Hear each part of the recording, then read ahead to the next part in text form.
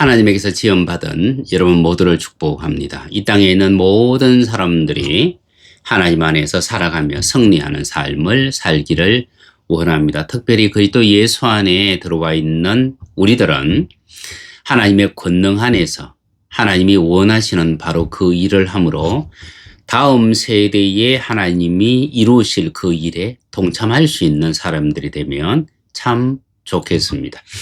오늘 18쪽 마이클 로지에가 이렇게 말을 했네요. 입으로 말하는 순간 당신의 에너지와 주의력은 항상 그것을 향하게 된다. 여러분, 우리는 말을 뱉고 돌아서 버리면 끝인 줄 알았는데 우리가 이미 말을 해놓은 그 대상, 그 장소, 그리고 그 일에 우리의 에너지와 주의력은 항상 집중된다. 그러면 우리가 우리 자녀들을 향하여 했던 우리의 말, 그것이 자녀들을 존중히 여기는 말이든 아니면 때로는 자녀들에게 어떤 분풀이를 하는 말이든 잔소리를 하는 말이든 그 자녀들에게는 우리의 에너지와 주의력이 집중되어져 있다.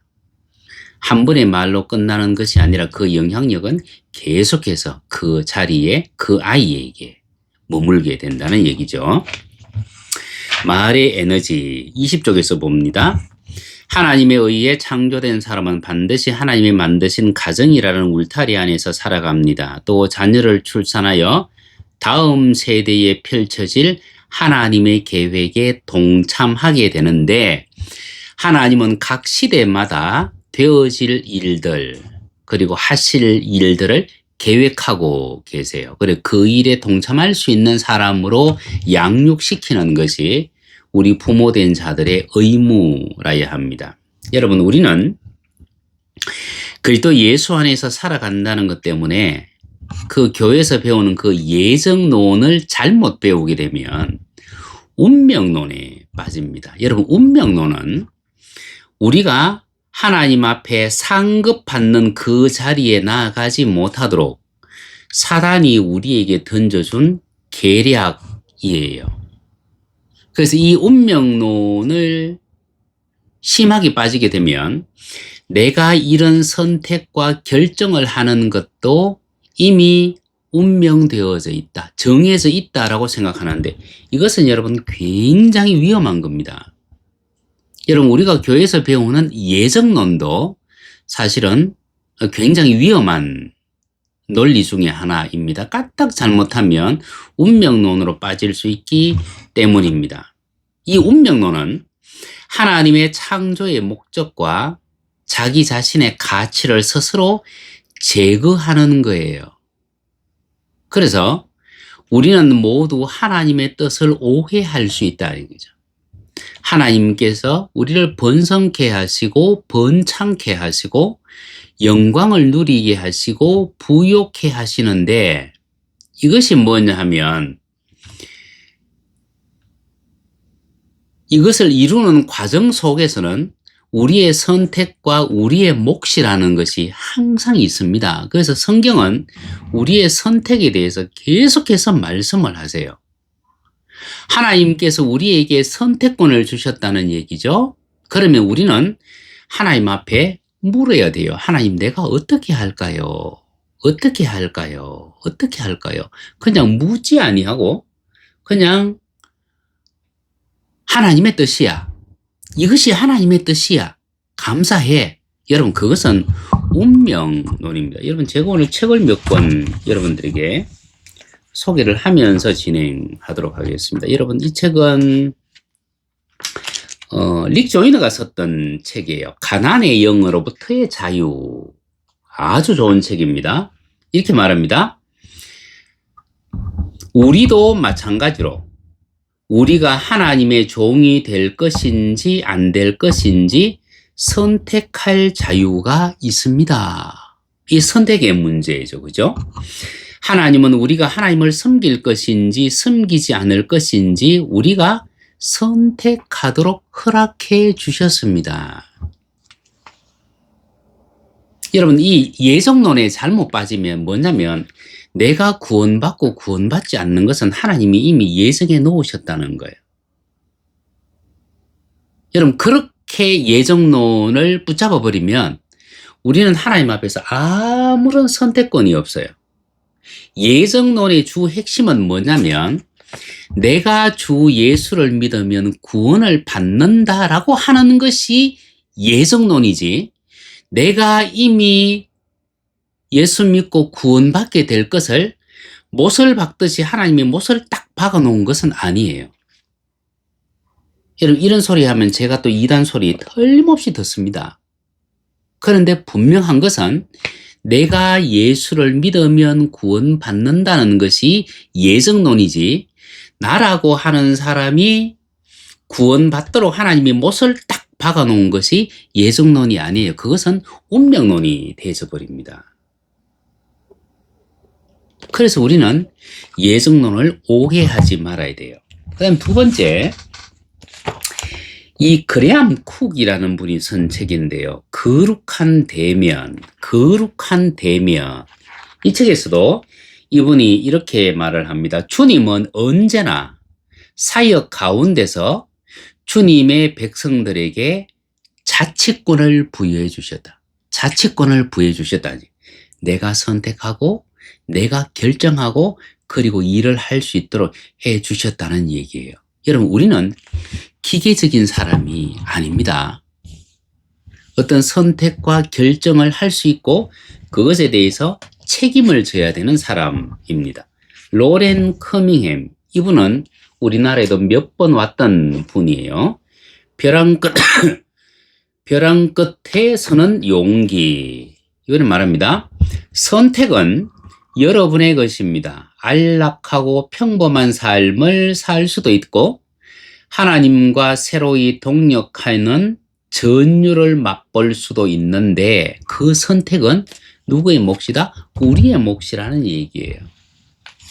어제 시간에 제가 말씀드렸던 금요일날 제가 말씀드렸던 랜디 게이지, 내 인생을 바꾼 생각의 힘입니다.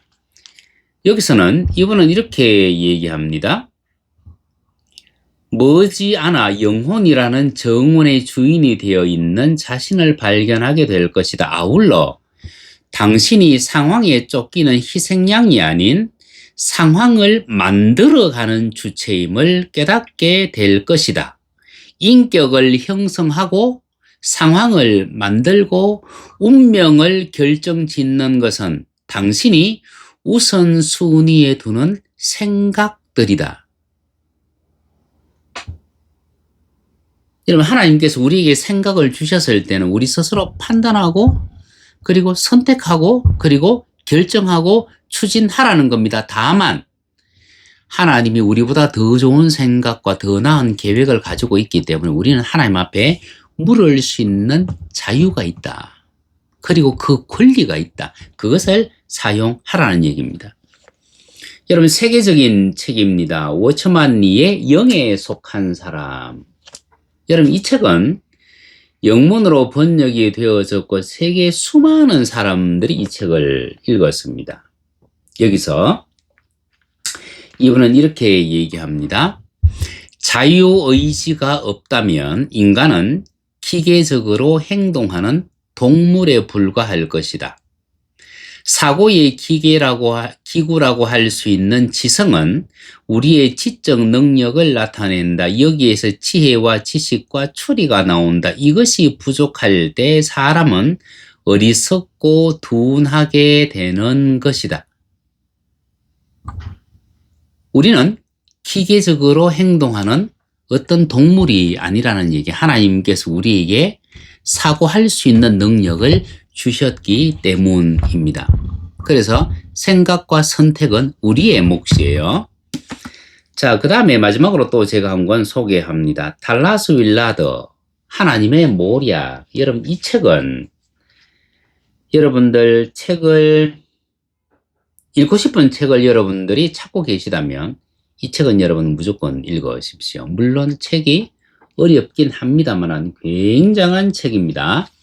이 달라스 윌라더가 이렇게 말합니다. 아무 결정권이 없는 존재라면 우리는 이미 인간이 아니다.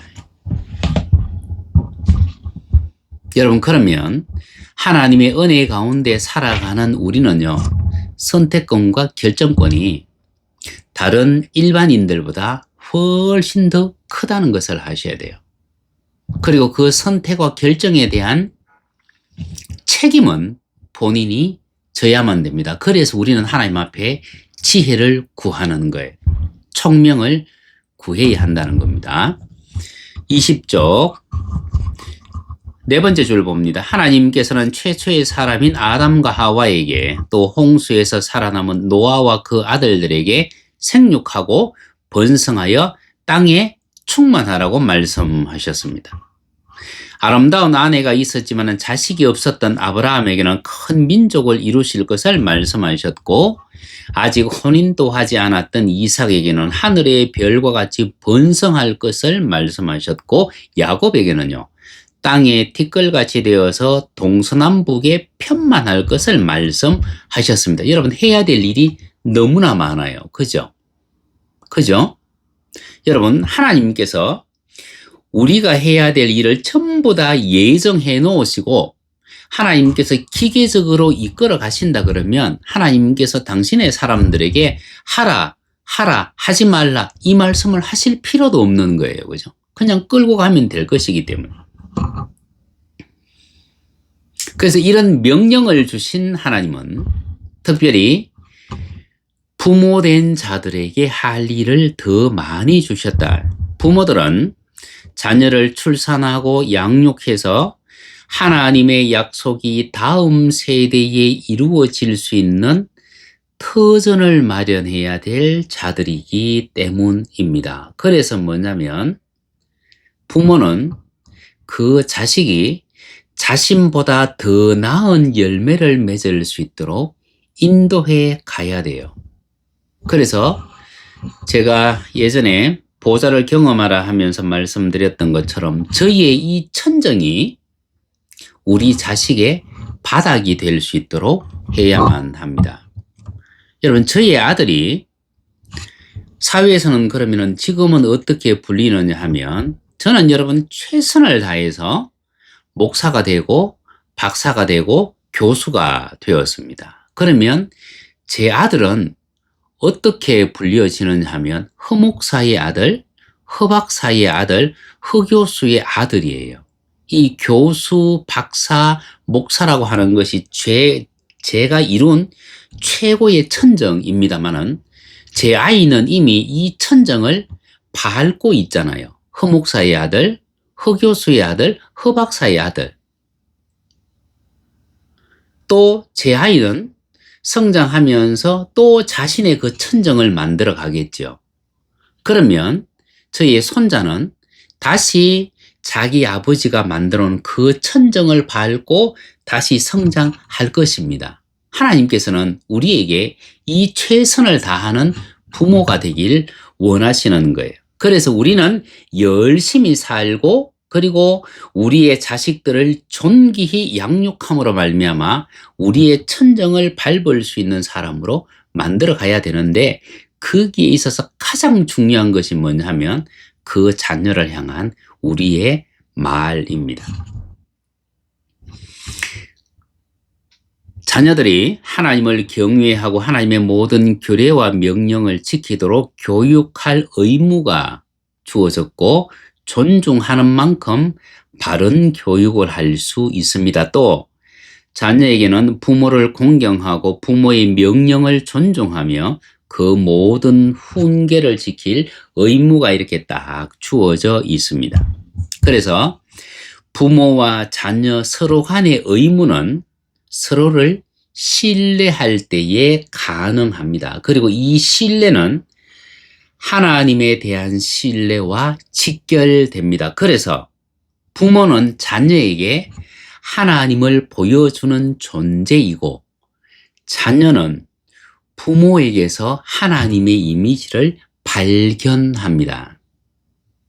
여러분, 한 가지 조심스럽습니다만 제가 말씀드립니다. 여러분, 목사님의 자녀들 가운데 신학을 가서 목회를 하는 사람들이 참 많아요. 여러분, 물론 아버지의 부르심에 이어서 그 아들을 하나님이 부르실 수 있습니다. 그런데 아버지의 부르심이 있고 자녀의 부르심은 엄밀히 말하면 거의 다를 때가 상당히 많습니다. 그런데 목사의 아들이 왜 자발적으로 신학을 공부하고 나도 목사해야지 라고 얘기를 할까? 그리고 왜 그 길을 갈까? 여러분, 목사님들이 목회사이기 너무나 힘들기 때문에 내 자식은 이 길을 안 갔으면 좋겠어 라고 말을 하시는 분들이 많은데, 그럼에도 불구하고 자식들이 왜 다시 신학을 가고 신학 공부를 하려고 할까? 여러분, 그 이유는 간단합니다. 목사의 자제로서 하나님 앞에 예배를 잘 드렸을 때 아버지가 제일 많은 칭찬을 했거든요. 예배하고 왔을 때 아버지가 제일 먼저 만족했거든요. 오늘 예배 잘 드렸나? 예.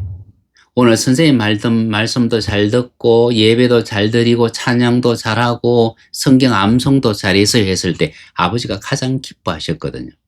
근데 여러분, 아이는요, 비록 예배 시간이라도 아이 같은 행동을 해야 돼요. 두리번거리기도 하고 속닥거리기도 하고 일어섰다 앉기도 하고 넘어지기도 하고 장난도 치고. 근데 목사인 아버지는 그것이 못마땅해요. 그래서 엄히 책망합니다. 예배 똑바로 드리라고. 그래서 아이를 아이답게 키운 것이 아니고 그냥 무조건 예배하는 사람으로 키웠고, 아이는 성장하면서 무조건 예배하는 사람으로 성장했을 때 아버지가 제일 많이 인정해 줬어. 그런데 그 아버지의 모습을 통해서 누구를 본다고요? 하나님의 이미지를 본다 그랬습니다. 그러면 내가 하나님으로부터 칭찬받기 위해서는 내가 목사가 되는 것이 최고의 길이라고 생각을 하고, 그래서 신학을 해요. 물론 다 그런 것은 아니지만은 대부분의 목사님 자제분들이 그 이유 때문에 신학을 합니다. 그러면 그것은 원래 자기 부르심이 아니잖아요. 자신 속에 하나님께서 넣어준 그 은사는 감추어버리고 그냥 칭찬이 갈급한 한 아이로서 계속 성장하게 됩니다. 그래서 우리는 특별히 목사님은 자녀들에게 자율권을 줘야 돼요. 그리고 그 아이는 목사의 아들로 키우는 것이 아니라 그냥 한 아이로 키울 수 있어야 자기의 길을 찾아갈 수 있습니다. 예전에 저희 아들이 초등학교 5학년 때입니다. 저기 한 곳으로 논산으로 전학을 갔는데 어느 날 현관문을 탁 열고 들어오더니만 얼굴에 분노가 가득 차 있어요. 그러면서 아빠! 왜? 내가 오늘 한 놈 그냥 두들겨 패버리고 싶었는데 목사 아들이라서 내 참고 왔다. 그렇게 얘기를 해요. 그래서 제가 이렇게 얘기했습니다. 성민아, 성경에 목사 아들이라는 직분은 없다. 그냥 너는 한 사람의 아이일 뿐이다. 네가 하고 싶은 대로 해도 된다. 진짜 내가 그렇게 해도 되냐고. 그래도 된다. 아빠가 책임질 거니까 그렇게 해. 근데 그 다음날 학교에 가서 전학 왔다고 자기에게 시비 거는 그 아이를 그냥 코피를 내버리고 왔어요. 그리고 뭐 얼굴에 기쁨이 만끽해가지고 들어왔어요. 잘했다 그랬습니다. 왜? 아이는 싸우면서 크기 때문이에요. 그래서 이 아이가 다시 그 다음날 학교를 갔더니만 학교에서 덩치가 좀 있는 3명이 왔더래요. 와서 네가 어제 누구 코피 낸 허승빈이냐? 내가 맞다 얘기하니까 그 중에 한 명이 하는 얘기가 어제 네가 코피 낸 그 아이가 우리 학교의 넘버 2였는데 내가 넘버 1이다. 너 내하고 친구하자. 그렇게 해서 같이 어울려 놀았어요. 여러분, 그 아이가 성빈이하고 같이 어울려 놓으니까 그 아이가 더 이상 나쁜 짓을 안 해요.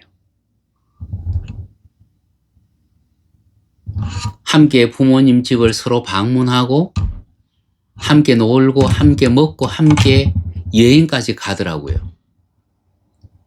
여러분, 제가 만약에 그 아이에게 너는 목사 아들이기 때문에 참아. 라고 얘기했으면 그 아이는 자율권을 상실해버립니다. 그리고 내가 목사 아들이라는 것 때문에 항상 손해보는 삶을 살아가게 돼요. 아이는 아이답게 크는 것이, 그리고 아이답게 키우는 것이 부모가 할 수 있는 최선이라는 것을 아셔야 돼요. 결국 하나님에 대한 신앙이 부모와 자녀 사이의 신뢰를 형성하는 가장 기초적이면서 가장 중요한 토대가 된다. 반면 부모와 자녀 서로 간의 의무 불이행은 서로에 대한 불신에서 발생한다. 동시에 하나님에 대한 불신앙으로 나타난다. 그렇기 때문에 자녀와의 약속은 무조건 지키셔야 돼요. 자녀와의 약속은 무조건 지켜라. 그래야 자녀도 나중에 성장하면서 하나님 앞에 기도하면서 하나님께서 이 약속을, 이 말씀을 이루어 주실 거야. 그것을 기대하고 고대하고 기도하고 그러면서 기다리게 되는 거예요. 그러므로 하나님의 형상을 담고 하나님의 고유한 부르심을 가지고 태어난 모든 사람은 가정이라는 울타리 안에 머문다. 거기에서 부모를 통하여 하나님을 배우고 부모와의 관계에서 하나님에 대한 신앙을 모색합니다. 왜냐하면 사람은 관계의 바탕을 두고 살아가는 존재로 창조되었으며 부모가 하나님과 자연스럽고 올바른 관계를 가지면은 부모와 연결된 자녀 역시 자연스럽게 하나님과 자연스럽고 올바른 관계로 연결되기 때문입니다. 그래서 철저히 하나님을 신뢰한 아브라함이었기에 아들 이삭이 자연스럽게 하나님과 연결되어서 하나님이 아브라함이 하나님께 순종한 것에 대한 보상을 받았던 거예요. 여러분, 이 말씀이 굉장한 의미를 가집니다.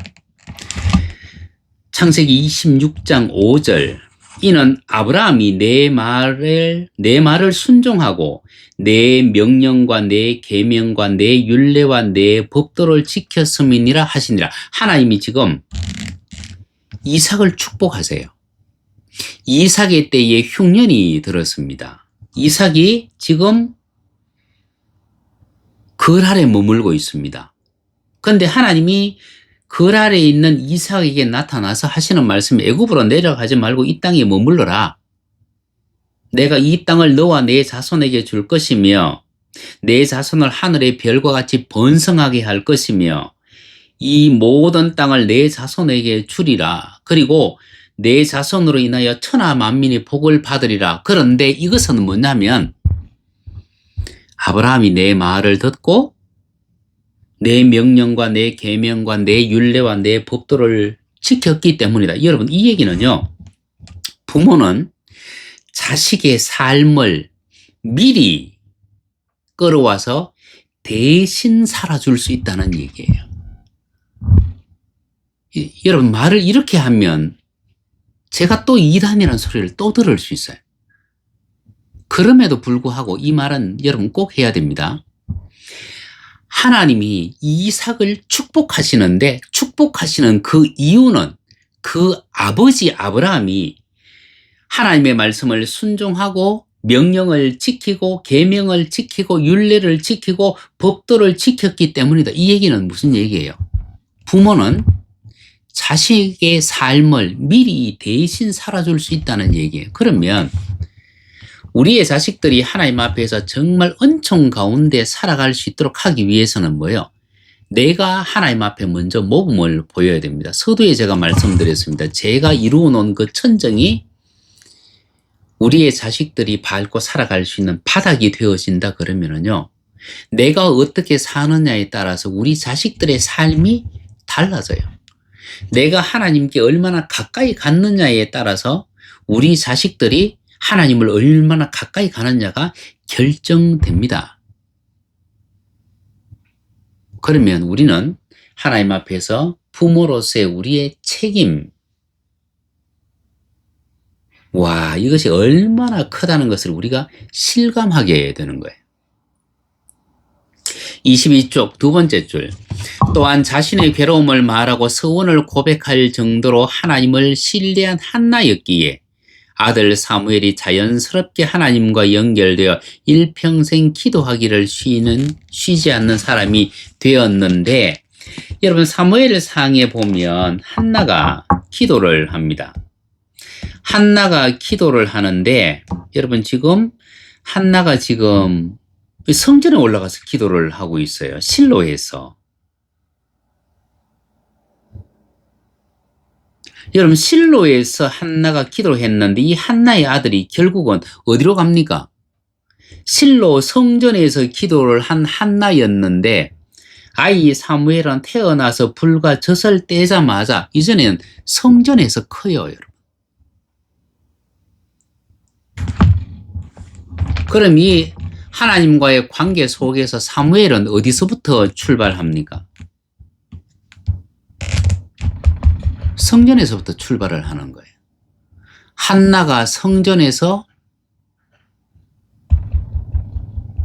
하나님 앞에 자신의 아픔을 토로했고 그곳에서 위로를 받고 그리고 그곳에서 기도하고 하나님과의 관계를 만들었기 때문에 아이 사무엘도 역시 그곳에서부터 자기의 삶을 시작하는 겁니다.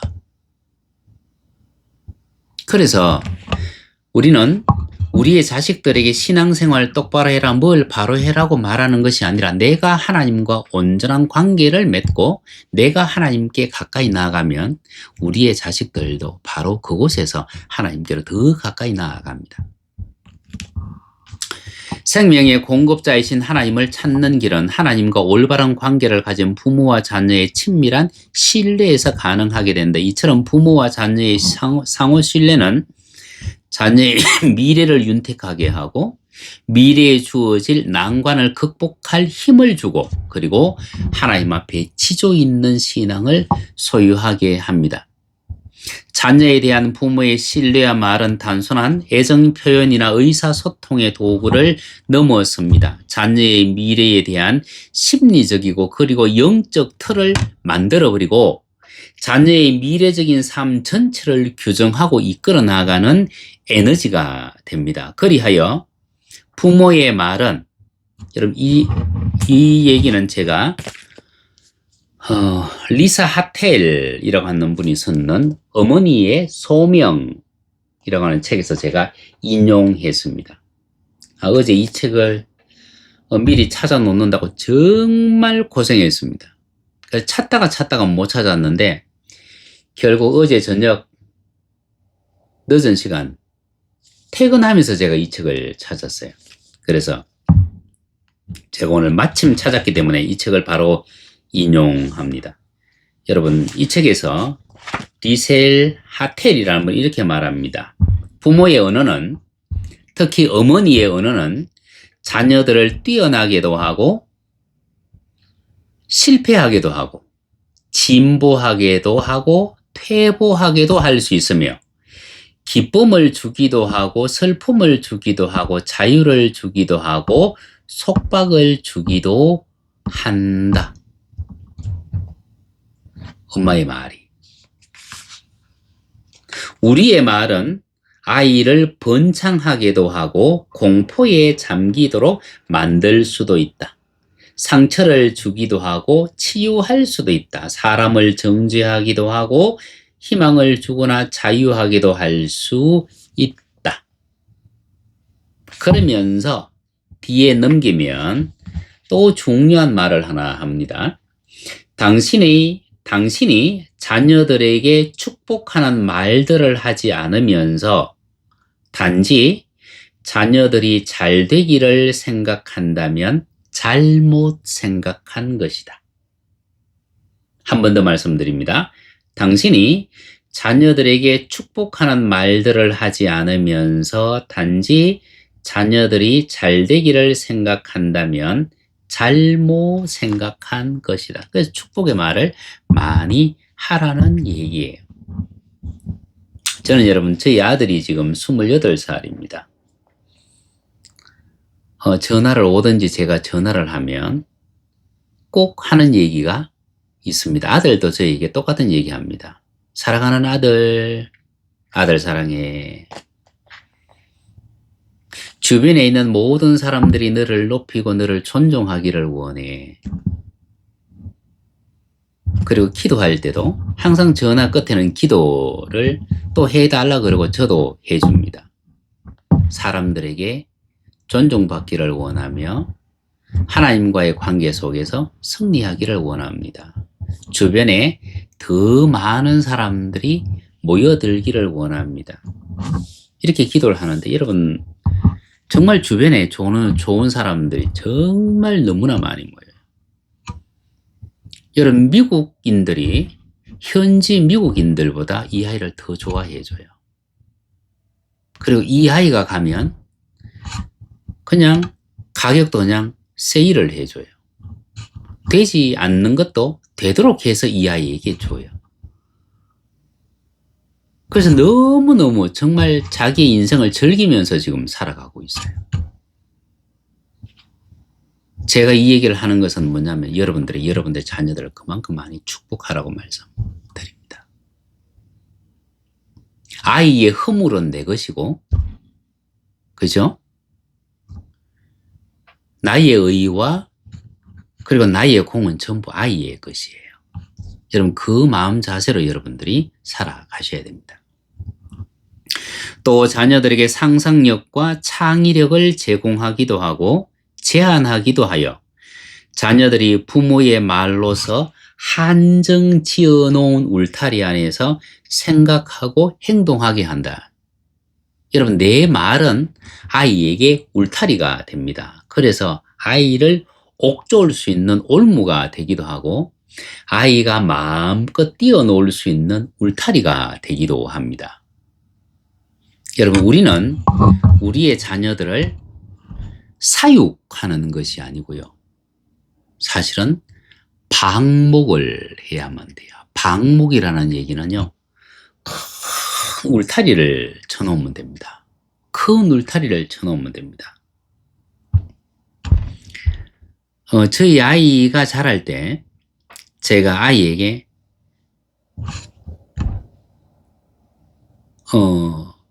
얘기한 게 몇 가지 있어요. 첫 번째는 뭐냐면 너무 물가에 가지 마라. 왜냐하면 멀지 않는 곳에 낙동강이 흐르고 있었기 때문에. 여러분 이 얘기는 왜 했느냐 하면 위에서 뚝위에서 봤을 때는 그냥 뚝이에요. 근데 강물이 휩쓸고 내려가면 뚝 아래쪽에 이렇게 움푹하게 깊이 패여버립니다. 그래서 사람이 올랐으면 뚝이 푹 내려앉을 수 있기 때문에 물가에 너무 가까이 가지 마라. 두 번째, 숲속에 너무 깊이 들어가지 마라. 요 두 가지만 얘기하고 나머지는 마음껏 뛰어놀아라 그랬어요. 제가 아이에게 공부하라는 말을 한 번도 안 했습니다. 공부하라는 말을 한 번도 안 했어요. 그런데 아이가 때가 되니까 자기 스스로 공부를 해요. 자기 스스로 미국으로 원서를 해요. 자기 스스로 학교를 갔다 와요. 미국 내에서도 내가 학교를 한번 옮겨봐야 되겠다. 자기 스스로 서류를 다 준비해서 학교를 옮겨요.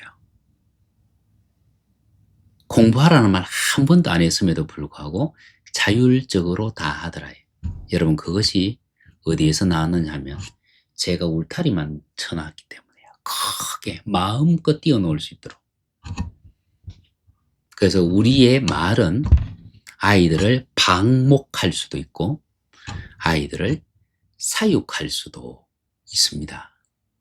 우리는 우리의 자식들을 방목할 수 있는 사람이 되어야 됩니다. 그 시작은 어디에서 시작을 하느냐 하면 우리의 말에서 시작합니다. 그리고 그 과정도 말이에요. 이 부분을 여러분들이 꼭 기억하시면 좋겠습니다.